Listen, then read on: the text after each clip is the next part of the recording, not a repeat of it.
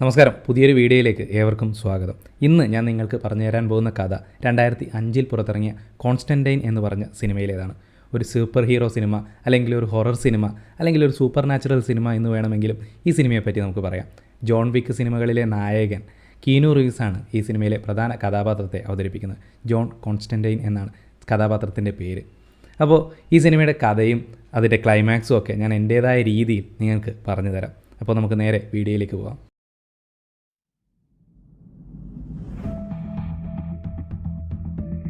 സിനിമയുടെ തുടക്കത്തിൽ രണ്ടുപേര് എന്തോ തിരയുന്നതാണ് കാണിക്കുന്നത്. അതിലൊരുത്തന് ഒരു കത്തി കിട്ടുന്നു. അത് തൊട്ട ഉടനെ അവൻ എന്തോ പവർ കിട്ടിയതുപോലെ തോന്നുന്നു. അവൻ അവിടെ നിന്നും എഴുന്നേറ്റ് മുന്നോട്ടേക്ക് നടക്കുന്നു. അങ്ങനെ നടന്നു പോകുമ്പോൾ ഒരു കാറ് ചീറിപ്പാഞ്ഞു വന്ന് അവനെ ഇടിക്കുന്നു. പക്ഷേ അവന് ഒന്നും പറ്റിയിട്ടില്ല. എന്നാൽ കാറ് തവിട് പൊടിയായി പോയി. മാത്രമല്ല അവന്റെ കയ്യിൽ ഒരു വൃത്തത്തിനുള്ളിൽ ക്രോസ് സിംബൽ വരുന്നു. കൂടെയുണ്ടായിരുന്ന ഫ്രണ്ട് ഓടി വന്ന് അവൻ എന്താ പറ്റിയതെന്ന് നോക്കുമ്പോൾ അവനെ അവിടെയൊന്നും കാണുന്നില്ല. അവൻ എങ്ങോട്ടോ ഓടിപ്പോകുന്നതായി കാണിക്കുന്നു. അവിടെ സീൻ കട്ടാവുന്നു. പിന്നീട് ലോസ് ഏഞ്ചലസിലെ ഒരു വീട് കാണിക്കുന്നു. അവിടെ ഒരു അമ്മ മകളുടെ മുറിയിലേക്ക് ചെന്നപ്പോൾ ഒരു കാഴ്ച കണ്ട് ഞെട്ടിത്തരിക്കുന്നു. അവളുടെ മകൾ റൂഫിൽ തലകീഴായി നിൽക്കുന്നു. അതിനുശേഷം നമ്മുടെ ഹീറോയെ കാണിക്കുന്നു. ഒരു കാറിൽ നിന്നും ഭയങ്കരമായിട്ട് സിഗരറ്റൊക്കെ പുകച്ച് കൊണ്ടാണ് അയാളുടെ വരവ്. അപ്പോൾ ഒരു മൊട്ടത്തലയൻ വന്ന്, നീ പറഞ്ഞ ജോലി ഞാൻ ഏകദേശം ചെയ്തു എന്നാണ് വിചാരിക്കുന്നതെന്ന് പറയും. അപ്പോൾ ഹീറോ ചെന്ന് അവിടെയുള്ള മുറി തുറക്കും. അവിടെ നേരത്തെ കാണിച്ച പെണ്ണിനെ കെട്ടിയിട്ടുണ്ടാവും. റൂമെല്ലാം പൂർണ്ണമായും ഇരുട്ടാണ്. നായകൻ നേരെ കർട്ടൻ വലിച്ചു മാറ്റുന്നു. അപ്പോൾ സൂര്യപ്രകാശം ആ പെണ്ണിന്റെ മേലെ പതിക്കുന്നു. അപ്പോൾ അവളുടെ ഉള്ളിലുള്ള ആത്മാവിന്റെ വികൃത രൂപം പുറത്തു വരുന്നു. അപ്പോൾ നായകൻ ഒരു കുരിശെടുത്ത് അവളുടെ തലയിൽ വയ്ക്കും. ഉടനെ നായകൻ പറയും തനിക്കൊരു 3 ഫീറ്റ് കണ്ണാടി വേണമെന്ന്. മാത്രമല്ല താഴെ നിൽക്കുന്ന തന്റെ അസിസ്റ്റന്റിനോട് കാർ എടുത്ത് മുന്നോട്ടേക്ക് മാറ്റിവെക്കാനും പറയുന്നു. മിറർ കൊണ്ടുവന്നതിന് ശേഷം ആ ആത്മാവിനെ അതിൽ ആവാഹിക്കാൻ ശ്രമിക്കുന്നു. ശേഷം എല്ലാവരും കണ്ണടിക്കാനും ആരും കണ്ണു തുറക്കരുതെന്നും നായകൻ പറയും. എന്നാൽ ഒരുത്തൻ മാത്രം കണ്ണു തുറക്കുന്നു. ഉടനെ അയാളുടെ മുടി മുഴുവൻ നരച്ചു പോകും. അത് കണ്ട് പേടിച്ച് അയാൾ പിന്നോട്ടേക്ക് വീഴും. അപ്പോഴേക്കും നമ്മുടെ ഹീറോ കണ്ണാടി എങ്ങനെയൊക്കെയോ പിടിച്ച് ജനല് വഴി പുറത്തേക്ക് എറിയുന്നു. അത് നേരെ പോയി ഹീറോയുടെ കാറിന് മുകളിൽ വീണ് ചിന്നി ചിതറുന്നു. അത് തകർന്ന ഉടനെ ആ പെണ്ണ് നോർമലായിട്ട് എഴുന്നേറ്റ് വരികയും ചെയ്യും. അതിനുശേഷം ഒരു പെൺകുട്ടിയെ കാണിക്കുന്നു. അവളൊരു ആശുപത്രിയിലാണ്. അവിടെ നിന്ന് അവൾ എന്തോ കണ്ട് പേടിച്ച് ആശുപത്രി കെട്ടിടത്തിന്റെ മുകളിൽ കയറി താഴേക്ക് ചാടുന്നു. ഒരു കണ്ണാടി വഴി താഴെ വെള്ളത്തിൽ വീണ് മരിച്ചു പോകുന്നു. അതിനുശേഷം നമ്മൾ കാണുന്നത് നമ്മുടെ ഹീറോ രക്തം ഛർദ്ദിക്കുന്നതാണ്. അതുകൊണ്ട് തന്നെ അയാൾ നേരെ ഡോക്ടറെ കാണിക്കുന്നു. അപ്പോൾ ഡോക്ടർ പറയും, നിങ്ങൾക്ക് ക്യാൻസർ ഉണ്ട്, ഇനി അധികകാലം ജീവിക്കില്ല, നിങ്ങൾ എത്രയും പെട്ടെന്ന് ഒരുപക്ഷെ മരിച്ചു പോകാനുള്ള സാധ്യതയുണ്ടെന്ന് പറയുന്നു. അടുത്ത സീനിൽ കാണിക്കുന്നത് പോലീസുകാരി പെണ്ണ് ആത്മഹത്യ ചെയ്ത സ്ഥലത്ത് പോയി അന്വേഷിക്കുന്നതാണ്. ശരിക്കും ഈ പോലീസുകാരി ആരാണെന്ന് വെച്ച് കഴിഞ്ഞാൽ നേരത്തെ മരിച്ചുപോയ പെൺകുട്ടിയുടെ ട്വിൻ സിസ്റ്റർ ആണ്. മരിച്ചുപോയ പെൺകുട്ടിയുടെ പേര് എസബൽ എന്നും ഈ പോലീസുകാരിയുടെ പേര് ഏഞ്ചല. അടുത്ത സീനിൽ നമ്മൾ ആദ്യം ഒരു കത്തി കിട്ടിയൊരു ആളില്ലേ, അവനെ കാണിക്കുന്നു. അവൻ നടന്നു പോകുന്ന വഴിയിലെല്ലാം എല്ലാ പുല്ലും ഒക്കെ കരിഞ്ഞു പോകുന്നു. ആടും പശുവും ഒക്കെ ചത്ത് വീഴുന്നു. അതിനുശേഷം നമ്മുടെ ഹീറോ അവന്റെ ഫ്രണ്ടിനെ കാണാൻ പോകുന്നു. ഈ ഫ്രണ്ടാണ് ഇദ്ദേഹത്തിന് വേണ്ടിയിട്ടുള്ള ഹോളി വാട്ടറും അതുപോലെയുള്ള ക്രോസും കാര്യങ്ങളും ഒക്കെ നൽകുന്നത്. അതായത് പ്രേതത്തിനെ ആവാഹിക്കാനുള്ള കാര്യങ്ങളൊക്കെ നൽകുന്നത് ഈ ഫ്രണ്ടാണ്. അതിനുശേഷം നമ്മുടെ ഹീറോയും അദ്ദേഹത്തിന്റെ അസിസ്റ്റന്റും കാറിൽ പോയിക്കൊണ്ടിരിക്കുകയാണ്. അപ്പോൾ ആ സമയത്ത് അസിസ്റ്റന്റ് ഹീറോയോട് ചോദിക്കും, ഇനിയും എത്ര കാലമായിരിക്കും എന്നെ നിങ്ങളിങ്ങനെ അടിമയായിട്ട് വെക്കാൻ പോകുന്നത്? അപ്പോൾ ഹീറോ പറയും, നീ എനിക്ക് അടിമയല്ല, അസിസ്റ്റന്റ് ആണ്. നമ്മുടെ ബാറ്റ്മാനൊക്കെ റോബിൻ എങ്ങനെയാണോ അതുപോലെയാണ് നീ എനിക്ക്. അപ്പോൾ ആ അസിസ്റ്റന്റ് തിരിച്ചു ചോദിക്കും, പിന്നെ എന്നെ എന്തിനാണ് വെറും ഡ്രൈവറാക്കി മാറ്റി വെച്ചിരിക്കുന്നത്? എന്നെ നിങ്ങൾ ചെയ്യുന്ന ഒരു കാര്യത്തിലും കൂട്ടുന്നുമില്ല. നമ്മുടെ ഹീറോ അതിനൊരു ആൻസർ പോലും പറയാതെ അവിടെ നിന്ന് ഇറങ്ങി ഒരു ബിൽഡിങ്ങിന്റെ മുകളിലേക്ക് പോകുന്നു. ആ ബിൽഡിങ്ങിനുള്ളിൽ ഒരു ഫാദറും ഒരു സ്ത്രീയും സംസാരിച്ചുകൊണ്ടിരിക്കുകയാണ്. അവരോട് സംസാരിക്കാനായി നമ്മുടെ നായകൻ മുന്നോട്ട് പോകുമ്പോൾ ഒരാൾ വന്ന് തടഞ്ഞിട്ട് വെയിറ്റ് ചെയ്യാൻ പറയുന്നു. അതിനിടയിൽ ഏഞ്ചലയും അങ്ങോട്ടേക്ക് വരുന്നു. ഏഞ്ചല നേരെ പോയിട്ട് അവരോട് സംസാരിക്കാൻ പോകുമ്പോൾ നമ്മുടെ നായകൻ പറയുന്നു, ഇല്ല, ഞാനാണ് ആദ്യം വന്നത്, എന്നെ ആദ്യം വിടണം എന്നുള്ള രീതിയിൽ നേരത്തെ തടഞ്ഞ ആളോട് പറയുന്നു. അപ്പോൾ ഏഞ്ചല ചോദിക്കുന്നത്, എന്താ ഇങ്ങനെ റൂഡായിട്ട് സംസാരിക്കുന്നത്? ഇതിനുശേഷം രണ്ടുപേരെയും ഒരുമിച്ച് അയാൾ അവരോട് സംസാരിക്കാൻ വിടുന്നു. നായകൻ ആ സ്ത്രീയോട് സംസാരിക്കുന്ന സമയത്ത് ഏഞ്ചല ആ ഫാദറെ കണ്ട് സംസാരിക്കുന്നു. തന്റെ പെങ്ങൾ ആത്മഹത്യ ചെയ്തതിനെ കുറിച്ച് പറയുകയാണ്. അവൾ ആത്മഹത്യ ചെയ്യാൻ മാത്രം ഭീരുവല്ല, കൂടാതെ ദൈവവിശ്വാസവും നല്ലോണം ഉള്ള കുട്ടിയാണ്. അതുകൊണ്ട് അവൾ ഉറപ്പായിട്ടും ആത്മഹത്യ ചെയ്യില്ല എന്ന് അവൾ പറയുന്നു. മാത്രമല്ല ഫാദറോട് പറയുന്നു, അവളെ നന്നായിട്ട് തന്നെ അടക്കണം, എല്ലാ ആചാരപ്രകാരവും തന്നെ അടക്കണമെന്ന് അപേക്ഷിക്കുകയും ചെയ്യുന്നു. അതിന് നിങ്ങൾ വന്ന് അത് നടത്തി തരണമെന്ന് അവൾ അപേക്ഷിക്കുന്നു. ഇല്ല മോളെ, അതൊന്നും സാധിക്കില്ല, ചർച്ചിന്റെ നിയമപ്രകാരം അത് ചെയ്യാൻ സാധിക്കില്ല എന്ന് പറഞ്ഞ് അയാൾ പോകുന്നു. അതിനുശേഷം നമ്മുടെ നായകൻ ജോൺ ഉണ്ടല്ലോ, ജോൺ ഒരു സ്ത്രീയോട് സംസാരിക്കുന്നുണ്ടായിരുന്നല്ലോ, അവളെ പിന്നിൽ നിന്ന് നോക്കുന്നു. അപ്പോൾ ജോണിന്റെ കണ്ണിൽ മാത്രം ഒരു കാഴ്ച കാണും. അവൾ ഒരു ചിറകൊക്കെ വെച്ച് ഒരു മാലാഖയെ പോലെ, ഒരു ഏഞ്ചലിനെ പോലെ കാണും. അവളുടെ പേരാണ് ഗബ്രിയേൽ. നമ്മൾ നമ്മുടെ ജോൺ ഗബ്രിയേൽ മാലാഖയോട് ചോദിക്കും, താൻ മരിച്ചു കഴിഞ്ഞാൽ സ്വർഗത്തിലേക്കായിരിക്കുമോ അല്ല നരകത്തിലേക്കായിരിക്കുമോ പോകുക? അത് കേട്ട ഉടനെ ഗബ്രിയേൽ മാലാഖ പറയും, തീർച്ചയായും നരകത്തിലേക്കാണ് പോവുക. അത് കേട്ട് നമ്മുടെ ഹീറോയ്ക്ക് ദേഷ്യം വരുന്നു. ഞാൻ ഇത്രയുമൊക്കെ പുണ്യപ്രവൃത്തി ചെയ്തിട്ടും കൊച്ചു കുഞ്ഞുങ്ങളെ പോലും പിശാചുക്കളിൽ നിന്ന് രക്ഷിച്ചിട്ടും എന്തിനാണ് ഞാൻ നരകത്തിലേക്ക് പോകുന്നത് എന്ന്. അപ്പോൾ ഗബ്രിയേൽ മാലാഖ പറയും, നിനക്ക് ദൈവം തന്ന ആയുസ് നീ സ്മോക്ക് ചെയ്ത് കുറച്ചിരിക്കുകയാണ്, അതുകൊണ്ട് നീ തീർച്ചയായും നരകത്തിലേക്കാണ് പോവുക. അപ്പോൾ നമ്മുടെ ഹീറോ അവിടെ ഉണ്ടായിരുന്ന ഒരു ബുക്ക് എടുത്ത് നിലത്തേക്ക് വലിച്ചെറിഞ്ഞിട്ട് ഗബ്രിയേൽ മാലാഖയോട് പറയും,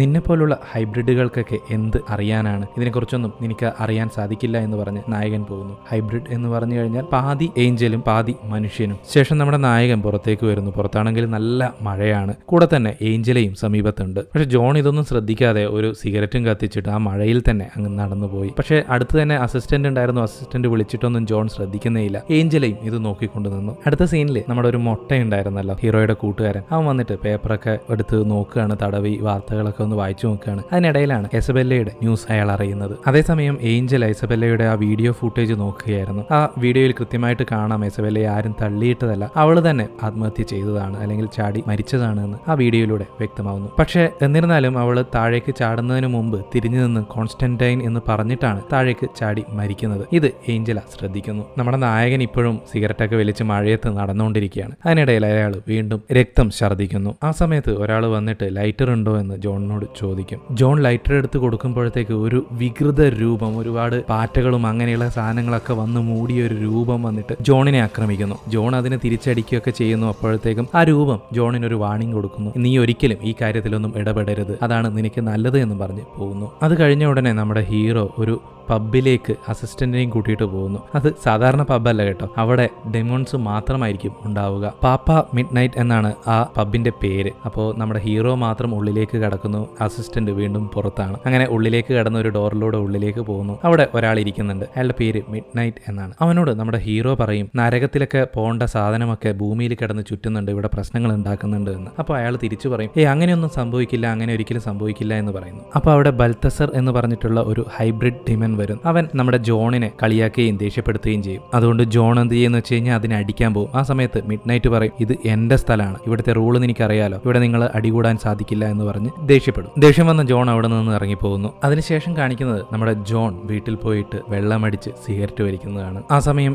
ഏഞ്ചല അവന്റെ അടുത്തേക്ക് വരുന്നു. അതിനുശേഷം അവനോട് പറയുന്നു, എന്റെ പെങ്ങള് സൂയിസൈഡ് ചെയ്യാൻ മാത്രം ഭീരുവല്ല, അവൾക്ക് എന്തോ സംഭവിച്ചതാണ്, ആ കേസ് സോൾവ് ചെയ്യാൻ എന്നെ സഹായിക്കാമോ എന്ന് ജോണിനോട് ചോദിക്കുന്നു. അതിന് ജോൺ പറയും, നിന്റെ പെങ്ങൾ ആത്മഹത്യ ചെയ്തത് തന്നെയായിരിക്കും, അവൾക്ക് ഹെല്ലാണ് നല്ല സ്ഥലം, അവൾ അവിടെ തന്നെയാവും ഉണ്ടാവുക എന്ന് പറയുന്നു. അത് കേട്ട് ഏഞ്ചലയ്ക്ക് വളരെയധികം ദേഷ്യം വരുന്നു. നീയൊക്കെ എന്ത് മനുഷ്യനാണ്, നിന്നോടാണല്ലോ ഞാൻ വന്ന് ഹെൽപ്പ് ചോദിച്ചത് എന്നും പറഞ്ഞ് ദേഷ്യപ്പെട്ട് അവിടെ നിന്ന് പോകുന്നു. അപ്പോൾ ഏഞ്ചലയ്ക്ക് പിന്നിലായിട്ട് ഒരുപാട് രൂപങ്ങൾ ഇങ്ങനെ പോകുന്നതായിട്ട് ജോൺ കാണുന്നു. അതുകൊണ്ട് തന്നെ അവനും അവരുടെ പിന്നാലെ പോകുന്നു. അങ്ങനെ ജോൺ പോയിട്ട് ഏഞ്ചലയോട് സംസാരിക്കുന്നത് എന്താണെന്ന് വെച്ച് കഴിഞ്ഞാൽ, നിങ്ങൾക്ക് ഈ ഡിമൻസിലൊക്കെ അതായത് പിശാചുക്കളിലൊക്കെ വിശ്വാസമുണ്ടോ എന്നാണ് ചോദിക്കുന്നത്. പക്ഷേ ഏഞ്ചല പറയും, ഇല്ല, എനിക്ക് അത്തരം കാര്യങ്ങളിലൊന്നും വിശ്വാസമില്ല എന്ന്. ഏഞ്ചല അങ്ങനെ പറഞ്ഞ ഉടനെ ആ സ്ട്രീറ്റിലുള്ള എല്ലാ ലൈറ്റുകളും ഓഫായി തുടങ്ങും. ആകെ ദൈവത്തിന്റെ ഒരു രൂപക്കൂട് ഉണ്ടായിരുന്നു, അവിടെ മാത്രമാണ് കുറച്ചെങ്കിലും വെളിച്ചമുണ്ടായിരുന്നത്. അങ്ങനെ അവർ രണ്ടുപേരും ആ രൂപക്കൂടിന്റെ മുന്നിലേക്കായിട്ട് പോയി നിൽക്കുന്നു. എന്നിട്ട് നമ്മുടെ ജോൺ ഏഞ്ചലയോട് പറയുന്നു, കണ്ണടച്ചോളൂ എന്ന്. അതിനുശേഷം ഒരു തുണി കയ്യിലേക്ക് ചുറ്റി ആ തുണിക്ക് തീ പിടിപ്പിക്കുന്നു. എന്നിട്ട് അത് ഇരുട്ടിലേക്ക് അങ്ങനെ വീശുമ്പോൾ ഒരുപാട് രൂപങ്ങൾ അവിടെ കാണാം. അതൊക്കെ ആ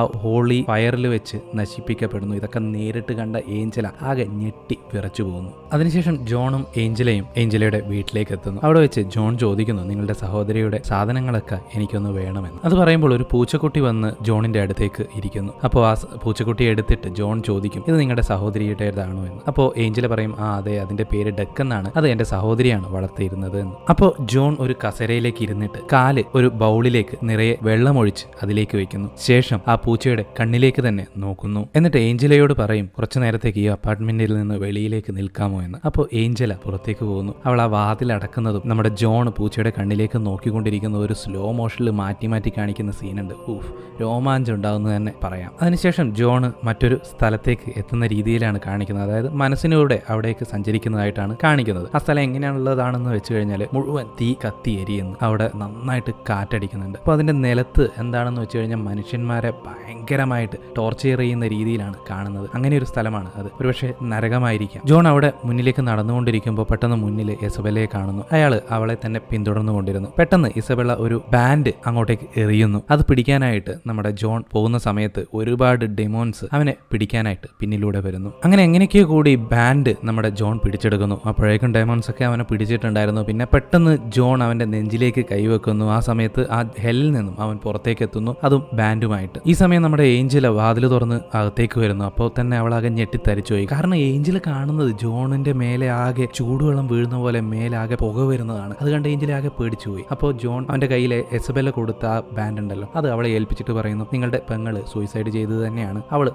നരകത്തിലാണ് ഉള്ളത് എന്ന്. അടുത്ത സീനിൽ നമ്മളൊരു മുട്ടയുണ്ടായിരുന്നില്ലേ, ആ മുട്ട ഒരു മോർച്ചറിയിലേക്ക് പോകുന്നു. അവിടെയാണ് ഇസബെല്ലയുടെ ബോഡി വെച്ചിട്ടുള്ളത്. അവിടെ ഇസബെല്ലയുടെ ബോഡി ചെക്ക് ചെയ്യുന്നതിന്റെ ഇടയിൽ ഇസബെല്ലയുടെ കയ്യിൽ വൃത്തത്തിനുള്ളിലുള്ള കുരിശടയാളം കണ്ട് മുട്ട ആകെ ഞെട്ടി തരിച്ചു പോകുന്നു. മുട്ടയോടുന്ന് പേടിച്ച് വിറച്ച് പുറത്തേക്ക് ഓടുന്നു. അവിടെ വെച്ച് അവന്റെ കയ്യിലുണ്ടായിരുന്ന ബ്രാൻഡി എടുത്ത് കുടിക്കാൻ ശ്രമിക്കുന്നു. പക്ഷെ ഒരു തുള്ളി പോലും അവന്റെ വായിലേക്ക് വീഴുന്നില്ല. അവിടുന്ന് വീണ്ടും അവൻ വേഗം സൂപ്പർ മാർക്കറ്റിലേക്ക് ഓടുന്നു. അവിടെ എത്തിയിട്ട് അവിടെയുള്ള ഓരോ കുപ്പികളിൽ നിന്നും വെള്ളം എടുത്ത് വായിലേക്ക് ഒഴിക്കാൻ നോക്കുന്നു. പക്ഷെ ഒരിറ്റ് പോലും അവന്റെ വായിലേക്ക് വരുന്നില്ല. എന്നാൽ അവൻ അത് അലമാരയിലേക്ക് തിരിച്ചു വെച്ചപ്പോൾ അതിൻ്റെ അകത്തുനിന്ന് വെള്ളം ഒഴുകാനും തുടങ്ങി. അങ്ങനെ ഇവൻ അവിടെ പേടിച്ച് വിറച്ച് നിൽക്കുന്ന സമയത്ത് നമ്മൾ നേരത്തെ ആ പബ്ബിൽ കണ്ടിരുന്ന ഒരു ബെൽത്തസാർ എന്ന് പറഞ്ഞിട്ടുള്ള ഹൈബ്രിഡ് ഡെമോനില്ലേ, അവൻ ഇവിടത്തേക്ക് വരുന്നു. അവൻ ഇയാളെ തന്നെ നോക്കി നിൽക്കുന്ന അവസ്ഥയിൽ അയാൾ പതിയെ താഴേക്ക് വീണ് അവിടെ കിടന്ന് ശ്വാസം കിട്ടാതെ ഞരളി ശ്വാസം മുട്ടി മരിക്കുന്നു. കുറച്ചു നേരം കഴിഞ്ഞപ്പോൾ അവിടത്തേക്ക് ഒരു ഏഞ്ചൽ, ആ ഏഞ്ചൽ ഈ മുട്ടയുടെ ബോഡി എടുത്ത് വെച്ചിട്ട് ബെൽത്തസാർ എന്ന് പറയുന്ന ഡെമോൺ ഉണ്ടല്ലോ അവനെ തുറിച്ചു നോക്കുന്നു. അതിന് തൊട്ടടുത്ത സീനിൽ ഏഞ്ചലിക്ക് ഒരു ഫോൺ വരുന്നതായിട്ടാണ് കാണിക്കുന്നത്. അതിനുശേഷം ജോണും ഏഞ്ചലയും കൂടി നേരെ ആ മുട്ട മരിച്ചു കിടക്കുന്ന സ്ഥലത്തേക്ക് പോകുന്നു. അവിടെ എത്തിയ നമ്മുടെ ഹീറോ മുട്ടയുടെ ശരീരം കെട്ടിപ്പിടിച്ച് കരയുന്നു. എന്തുകൊണ്ടാണ് എന്നെ അറിയിക്കാഞ്ഞത് എന്നും പറഞ്ഞാണ് അയാൾ കരയുന്നത്. ആ സമയത്ത് നമ്മുടെ ഹീറോ കയ്യിലും ആ കുരിശ് സിമ്പിൾ കാണുന്നു. അതിനുശേഷം ജോണും ഏഞ്ചലയും ഒരു കാറിൽ പോകുന്ന വഴിക്ക് ജോൺ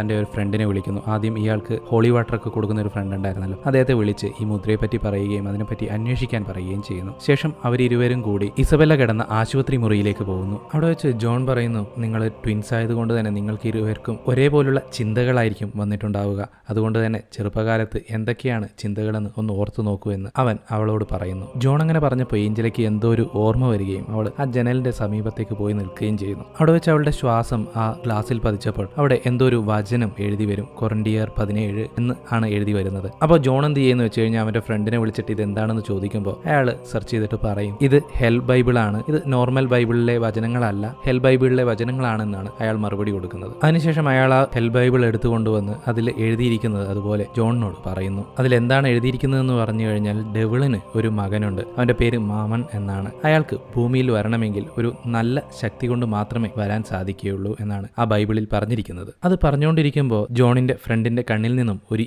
ഈച്ച പുറത്തേക്ക് വരുന്നു. അപ്പോൾ ജോണിന്റെ ഫ്രണ്ട് ജോണിനോട് പറയും, നിനക്ക് ഒറ്റയ്ക്ക് ഇത് ജയിക്കാൻ സാധിക്കുകയില്ല, നിനക്ക് ദൈവത്തിനു മേലുള്ള വിശ്വാസം കൂടുതൽ ഉണ്ടാവണം, എന്നാൽ മാത്രമേ നിനക്ക് അതിന് സാധിക്കുകയുള്ളൂ എന്ന് പറയുന്നു. അങ്ങനെ പറഞ്ഞ് ആ ഫോൺ കട്ട് ചെയ്യുന്നു. അപ്പോൾ ഉടനെ തന്നെ ജോണും ഏഞ്ചലയും കൂടി ആ ഫ്രണ്ടിന്റെ വീട്ടിലേക്ക് പോകുന്നു. അവിടെ പോയി നോക്കുമ്പോൾ അയാൾ ശരീരം മുഴുവൻ ആ ഒരു തരത്തിലുള്ള ഈച്ച കയറി മരിച്ചു കിടക്കുന്നതാണ് കാണുന്നത്. അപ്പോൾ ഏഞ്ചൽ അവിടെ നിന്ന് ഒരു നാണയം എടുക്കുന്നു. അത് കണ്ടപ്പോൾ ജോൺ പറയുന്നു, ഇത് ആരാണ് ചെയ്തത് എന്ന് എനിക്ക് മനസ്സിലായി എന്ന് പറഞ്ഞിട്ട് ബെൽത്തസാറിന്റെ ഓർമ്മ അയാൾക്ക് വരുന്നു. അതിന് കാരണം എന്താണെന്ന് വെച്ച് കഴിഞ്ഞാൽ മിഡ് നൈറ്റ് പാപ്പ എന്ന് പറഞ്ഞ പബ്ബിൽ വെച്ചിട്ട് ജോൺ ബെൽത്തസാറിനെ കണ്ടപ്പോൾ അവന്റെ കയ്യിലും ഇതേ നാണയം ഉണ്ടായിരുന്നു. അയാൾ അത് ഫ്ലിപ്പ് ചെയ്തുകൊണ്ട് നടക്കുന്നതാണ് അവൻ കണ്ടിട്ടുണ്ടായിരുന്നത്. അങ്ങനെ ജോണും ഏഞ്ചലയും കൂടി ബെൽത്തസാറിന്റെ സ്ഥലത്തേക്ക് പോകുന്നു. ബെൽത്തസാറിന്റെ കയ്യിൽ ഒരു പ്രത്യേകതരം വെപ്പൺ ഉണ്ടായിരുന്നു. അത് വെച്ച് തന്നെ ജോൺ അയാളെ കൊല്ലുകയും ചെയ്യുന്നു. അപ്പോഴേക്കും ഏഞ്ചലയും അവിടെ എത്തുന്നു. അത് കണ്ട് ബെൽത്തസാർ മരിക്കുന്നതിന് മുമ്പ് ജോണിനോട് ഒരു കാര്യം പറയുന്നു, എന്റെ ജോലി ഇവളെ ഇവിടെ എത്തിക്കുക എന്നുള്ളതായിരുന്നു, നീ തന്നെ അവളെ ഇവിടെ കൊണ്ടുവന്നിട്ടുണ്ട്, എന്റെ ജോലി ഞാൻ കൃത്യമായിട്ട് ചെയ്തു എന്നും അയാൾ പറയുന്നു. അതിനുശേഷം ബെൽത്തസാർ മറ്റാരോടോ ഇതേ കാര്യം തന്നെ പറയുന്നു, നീ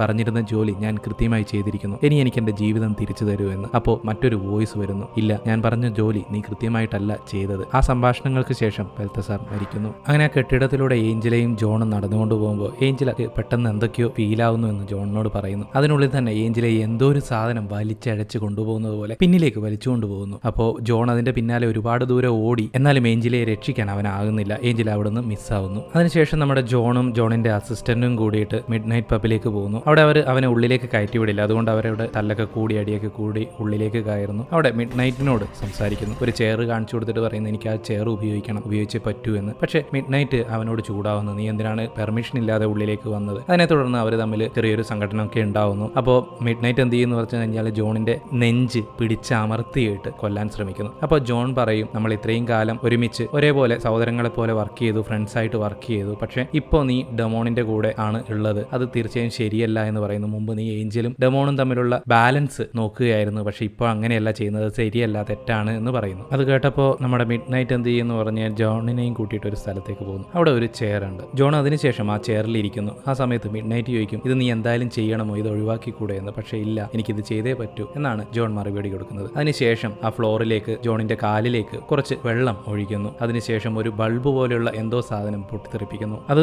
നിലത്ത് വീണ ഉടനെ ജോണ് ഷോക്കടിച്ച പോലെ ഒരു ഫീലിങ്സ് ആണ് കാണിക്കുന്നത്. പെട്ടെന്ന് തന്നെ ജോൺ ഒരു ടൈം ട്രാവൽ ചെയ്യുന്നത് പോലെ നമ്മളെ കാണിക്കുന്നു. അവിടെ വെച്ച് ആദ്യം ആ കത്തി കിട്ടിയ മനുഷ്യൻ ഡെമോണിന്റെ അടിമയായതുപോലെ മറ്റു പലരെയും അവിടെ വെച്ച് ജോൺ കാണുന്നു. തൊട്ടടുത്ത സീൻ എന്ന് പറയുന്നത് മിഡ് നൈറ്റും ജോണും ജോണിന്റെ അസിസ്റ്റന്റും കൂടി ഒരു കാര്യം റെഡിയാക്കുകയാണ്. അതിനുശേഷം മിഡ് നൈറ്റ് അവർക്ക് വേണ്ടി പ്രാർത്ഥിക്കുന്നു. എന്നിട്ട് ജോണിന്റെ അസിസ്റ്റന്റിനോട് പറയുന്നു, ഈ കാര്യം കഴിഞ്ഞ് നിങ്ങൾ തിരിച്ചു വന്നാൽ നിനക്ക് തീർച്ചയായും ഈ പബ്ബിൽ ഒരു സ്ഥാനം തരും. അതിനുശേഷം രണ്ടുപേരും കൂടിയിട്ട് ഒരു കെട്ടിടത്തിലേക്ക് പോകുന്നു. അവിടെ ഫുള്ള് ഡിമോൺസ് ആണുള്ളത്. ജോൺ മാത്രം മുറിക്കുള്ളിലേക്ക് കടക്കുന്നു. അവിടെയുള്ള ഡീമോൺസ് പറയും, നീ നിന്റെ ബാലൻസ് തെറ്റിച്ചു, അതുകൊണ്ട് തന്നെ ഇവിടെ നിന്ന് എത്രയും വേഗം പോകാൻ നോക്കുമെന്ന്. അപ്പോൾ ജോൺ എന്ത് ചെയ്യുന്നു വെച്ച് കഴിഞ്ഞാൽ തന്റെ കയ്യിലുള്ള ലൈറ്റർ എടുത്തിട്ട് ഫയർ എക്സ്റ്റിങ്യൂഷർ ഇൻലെറ്റിലേക്ക് വെക്കും. അപ്പോൾ വെള്ളം ചീറ്റി തുടങ്ങും. അപ്പോഴാണ് കാണിക്കുന്നത് നമ്മുടെ ജോണിന്റെ അസിസ്റ്റന്റ് ഓൾറെഡി മുകളിലുള്ള ടാങ്കിൽ ഒരു ഹോളി കുരിശ് വെച്ചിട്ടുണ്ടായിരുന്നു എന്നുള്ളത്. അതായത് ആ വാട്ടറും ഹോളി വാട്ടറായി മാറിയിരിക്കുകയാണ്. ഹോളി വാട്ടർ മേലെ വീണ ഉടനെ ആ ഡിമൺസ് ഒക്കെ നശിക്കാൻ തുടങ്ങുന്നു. അപ്പോൾ കയ്യിലുള്ള ആയുധം വെച്ച് ജോൺ അവരെയൊക്കെ വെടിവെച്ച് തകർക്കുന്നു. അതിനിടയിൽ ഒരു ഡൈമൺ നമ്മുടെ ജോണിനെ കൊല്ലാനായിട്ട് വരും. ആ സമയത്ത് ജോണിന്റെ അസിസ്റ്റന്റ് ഷൂട്ട് അറ്റ് സൈഡ്. അങ്ങനെ ഇവർ രണ്ടുപേരും ഉള്ളിലേക്ക് പോകുന്നു. ആ സമയത്ത് ആ മുറിക്കുള്ളിൽ എന്താണ് സംഭവിക്കുന്നത് വെച്ച് കഴിഞ്ഞാൽ നമ്മുടെ നായിക ഒരു വലിയ വെള്ളത്തിന്റെ ടാങ്കിൽപ്പെട്ട് കിടക്കുകയാണ്. അവിടെ നിന്ന് അവൾക്ക് രക്ഷപ്പെടാൻ സാധിക്കുന്നില്ല. നായികയ്ക്ക് ചുറ്റുമായി എന്തൊക്കെയോ സംഭവിക്കുന്നു. ഒരു ഡീമോൺ വന്നിട്ട് അവളുടെ ശരീരത്തിലേക്ക് പ്രവേശിക്കുന്നു. ജോണിന് അവളെ കൺട്രോൾ ചെയ്യാനേ സാധിക്കുന്നില്ല. എന്തൊക്കെ ചെയ്തിട്ട് അവളെ പിടിച്ചു കെട്ടാൻ സാധിക്കുന്നില്ല. ആ സമയത്ത് നമ്മുടെ ജോണിന്റെ അസിസ്റ്റന്റ് പ്രാർത്ഥന തുടങ്ങുന്നു. അസിസ്റ്റന്റിന്റെ കൂടെ തന്നെ ജോണും പ്രാർത്ഥിക്കാൻ തുടങ്ങുന്നു. എന്ത് ചെയ്തിട്ടും അവളെ അടക്കാനേ സാധിക്കുന്നില്ല. അവസാനം ഒരു ക്രോസ് എടുത്തിട്ട് അവളുടെ നെറ്റിയിലേക്ക് വയ്ക്കുന്നു. അപ്പോൾ ആ ഡീമോൺ ചെറുതായിട്ടൊന്ന് അടങ്ങുന്നു. രണ്ടുപേരെയും വിചാരിക്കും ഡീമോൺ അവളുടെ ശരീരത്തിൽ നിന്നും പോയി എന്ന്. അങ്ങനെ വിചാരിച്ചിട്ട് അവരൊന്ന് റിലാക്സ് ചെയ്യുന്ന സമയം കൊണ്ട് നമ്മുടെ അസിസ്റ്റന്റിനെ ആ ഡീമോൺ എടുത്ത് മുകളിലും താഴെയുമായിട്ട് ചന്നം പിന്നെ അടിക്കുന്നു. അവൻ അവിടെ കിടന്ന് മരിക്കുന്നു. ദേഷ്യം വന്ന ജോൺ ഡീമോണെ വെല്ലുവിളിക്കുന്നു, ഇങ്ങനെ ഒളിച്ചിരുന്ന് അടിക്കാതെ ധൈര്യമുണ്ടെങ്കിൽ നേരിട്ട് വാ എന്ന് പറയുന്നു. അപ്പോൾ പെട്ടെന്ന് നമ്മുടെ ഗബ്രിയേൽ മാലാക വന്ന് ജോണിനെ ചവിട്ടി നിലത്തേക്കിടുന്നു. അപ്പോൾ ജോൺ ചോദിക്കുന്നു,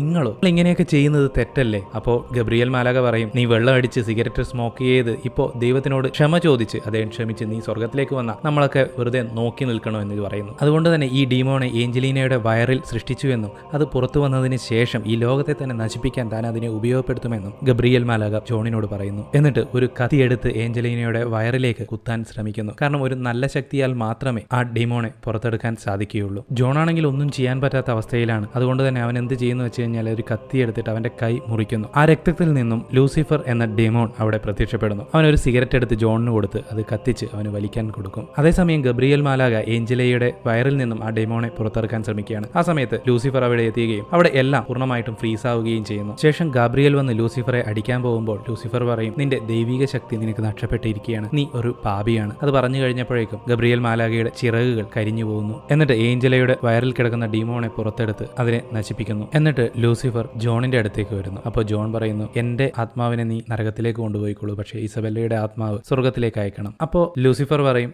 ഈ ഡീല് കൊള്ളാം, എനിക്ക് ഇഷ്ടപ്പെട്ടു. അങ്ങനെ ലൂസിഫർ ജോണിന്റെ ആത്മാവിനെ നരകത്തിലേക്ക് കൊണ്ടുപോകാൻ തയ്യാറാകും. ആ സമയത്ത് പെട്ടെന്ന് പുറത്തെന്തോ വെളിച്ചം വരുന്നു. ലൂസിഫറിന്റെ കയ്യിൽ നിന്നും ജോണിന്റെ ആത്മാവ് ദൈവത്തിന്റെ അടുത്തേക്ക് പോവുകയാണ്. കാരണം ജോൺ തന്റെ ആത്മാവിനെ സാക്രിഫൈസ് ചെയ്ത് ഇസബെല്ലയുടെ ആത്മാവിനെ സ്വർഗത്തിലേക്ക് അയക്കാൻ ശ്രമിക്കുന്നതിനാൽ ദൈവം അവന്റെ തെറ്റുകൾ ക്ഷമിക്കുന്നു. അതിനിടയിൽ ജോൺ ചെയ്യുന്നത് എന്താണെന്ന് അറിയോ? ലൂസിഫറിന് നേരെ മിഡിൽ ഫിംഗർ കാണിക്കുന്നു. ആ സമയത്ത് ലൂസിഫർ പറയും, നിന്റെ ആ ക്യാൻസർ ഞാൻ എടുക്കുകയാണ്, നീ ഇനിയും ജീവിക്കണം, നീ ഇപ്പൊ മരിച്ച് അങ്ങനെ സ്വർഗത്തിലേക്ക് പോവണ്ട, ഇനിയും നീ ഒരുപാട് തെറ്റുകൾ ചെയ്യും, ശേഷം നീ എന്റെ അടുത്തേക്ക് തന്നെയാണ് വരാനുള്ളത് എന്നും പറഞ്ഞ് അവന്റെ ക്യാൻസർ ലൂസിഫർ എടുക്കുകയും അവനെ ജീവനോടെ വിടുകയും ചെയ്യുന്നു. അതിനുശേഷം ജോണും ഏഞ്ചലയും സംസാരിക്കുന്ന ഒരു രംഗമാണ് നമ്മൾ കാണുന്നത്. അവിടെ വെച്ച് ജോൺ ഏഞ്ചലയോട് പറയും, ഇനി ഞാൻ ഒരിക്കലും ഒരു തെറ്റും ചെയ്യില്ല. ആ സീൻ അവിടെ കട്ട് ചെയ്യുന്നു. അതിനുശേഷം തന്റെ അസിസ്റ്റന്റിന്റെ ശവക്കലരിക്കടുത്തേക്ക് പോകുന്നു. അവിടെ വെച്ച് ജോൺ പ്രാർത്ഥിക്കുകയും ശേഷം തിരിച്ചു നടക്കുകയും ചെയ്യും. അപ്പോൾ ജോണിന്റെ അസിസ്റ്റന്റിന്റെ ആത്മാവ് ഒരു ഏഞ്ചലിനെ പോലെ അവിടെ പ്രത്യക്ഷപ്പെടുന്നു. ശേഷം അത് സ്വർഗത്തിലേക്ക് ഉയർന്നു പോകുന്നു.